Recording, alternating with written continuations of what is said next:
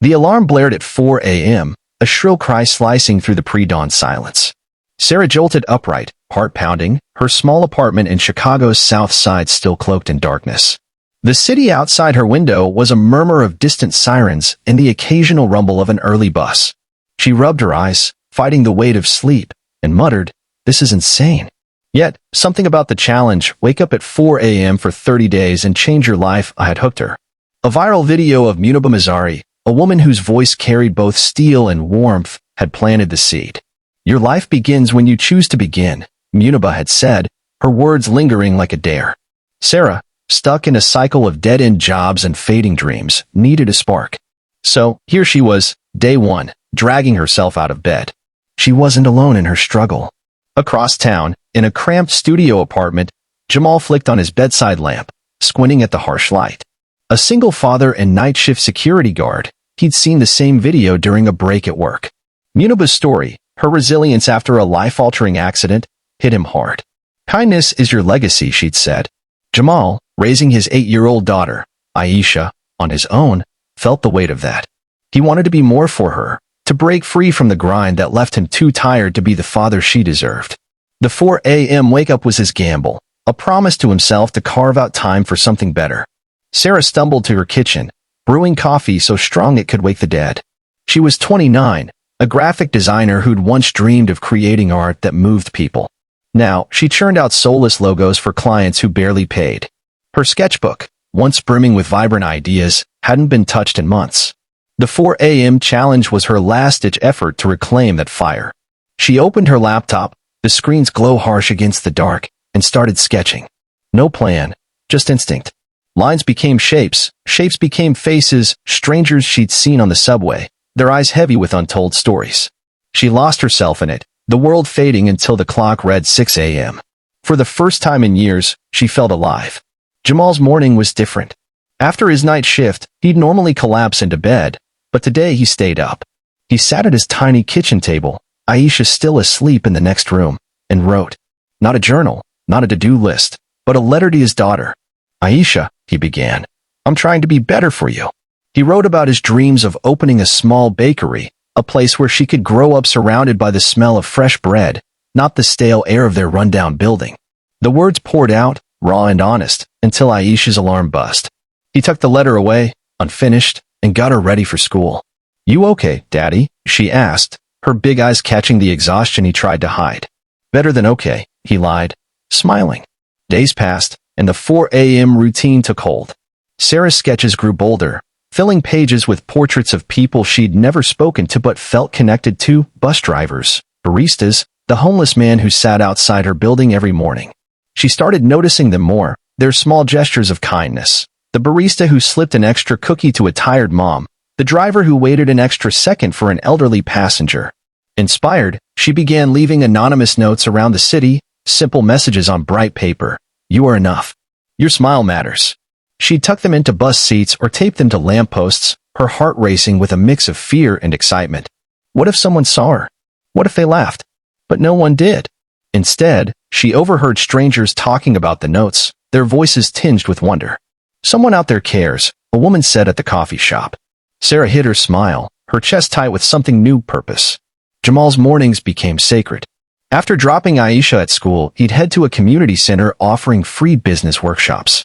The 4 a.m. start gave him just enough time to learn before his shift. He absorbed everything: marketing, budgeting, recipes from a retired baker who saw something in him. "You've got heart, kid," the old man said, clapping Jamal's shoulder. At home, he practiced, filling the apartment with the scent of cinnamon and yeast. Aisha would wake to fresh muffins, her giggles echoing as she smeared butter on her face.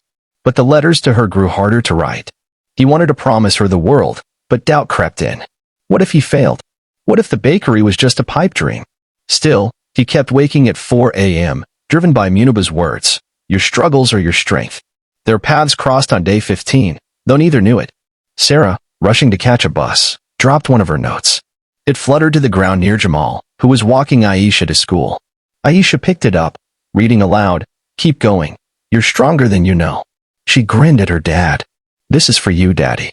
Jamal tucked it into his pocket, a small warmth against the morning chill. He didn't know who'd left it, but it felt like a sign. That night, he stayed up past his shift, sketching a logo for his dream bakery, a simple loaf with Aisha's name in the curve of the crust. He wasn't an artist, but it was his, and that was enough. Sarah's notes caught attention online. Someone posted a photo of one on X, captioned, "Found this on my commute. Who's doing this?" The post spread, hashtags like hashtag Chicago kindness popping up. People shared stories of finding the notes, each one a spark of hope. A teenager said one got her through a dark day. A nurse taped one to her locker, reading it before long shifts. Sarah, scrolling through X late one night, froze. Her notes, her small, secret act, were touching lives. She cried, not out of pride, but because she'd forgotten what it felt like to matter. The 4 a.m. wake-ups were no longer a chore. They were her rebellion against a life of just enough. But life wasn't kind enough to let the momentum last. On day 20, Sarah's landlord raised her rent, a gut punch she couldn't afford. She sat at her kitchen table, sketches scattered, the weight of failure creeping in. Why bother? Her art, her notes, they weren't paying the bills. Across town, Jamal faced his own blow. The community center lost funding, and the workshops ended. His mentor, the old baker, moved away, leaving him with half a dream and no clear path. He stopped writing the letters to Aisha, the words too heavy with promises he couldn't keep. Both Sarah and Jamal, miles apart, stared at their 4 a.m. alarms, tempted to silence them for good. Yet, neither did. Sarah, fueled by stubbornness and Muniba's voice in her head, "Your pain is your purpose," kept sketching. She started drawing scenes from the city, the homeless man sharing his coffee with a stray dog, kids laughing in a park despite the cracked pavement. She posted them online, anonymously, under the handle 4 a.m. artist. They spread faster than her notes, resonating with people who saw their own struggles in her art. A local gallery owner reached out, offering her a small exhibit. It wasn't much, but it was a start. She poured her mornings into it, sleep-deprived but alive. Jamal, too, pushed forward. Aisha found the note from the bus stop, now crumpled in his jacket, and taped it to the fridge. "You're stronger than you know," she said, mimicking the words. He couldn't let her down. He used his 4 a.m. hours to refine recipes, baking samples for neighbors, who raved and spread the word. A local cafe owner tried his bread and offered to sell it on consignment. It was a small win, but it lit a fire. He revived the letters to Aisha, writing one that said, "We're going to make it, kid. Together." The climax came on day 30 at Sarah's gallery exhibit. She'd invited the city through her anonymous X account, expecting a handful of people. Instead, the small space was packed. Strangers shared stories of her notes, how they'd found them at just the right moment. The homeless man she'd drawn was there, holding a coffee and smiling shyly as people recognized him from her sketches. Sarah, overwhelmed, gave an impromptu speech, her voice shaking. "I started waking up at 4 a.m. because I was lost," she said. "But I found you, your stories, your kindness. That's what changed me." The room erupted in applause, and she felt tears burn her eyes. She wasn't alone anymore. Jamal was there, too, with Aisha.